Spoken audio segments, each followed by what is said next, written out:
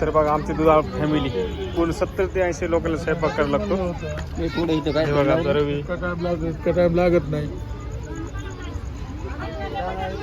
तरी अजून बाहेर गेलेत काही. सगळ्यांचं पिट्टीमध्ये काकूकडे असतं आमच्या. एक कोंडा हा एक कोंडा आणि सकाळचा भात होता त्यामुळे आता फोडणीचा भात टेकरला खाण्यासाठी.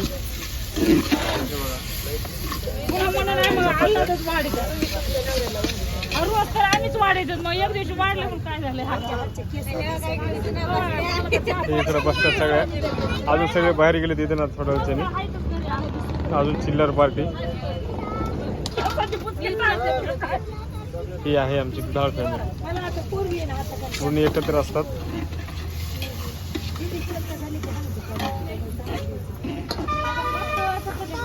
हे उषा सुटू कुठे? हे आमच्या मुली 1 2 तिथे बघा ह्या खेळतात तिथं अजून. हे आमचा देवदत्त कसा आहे?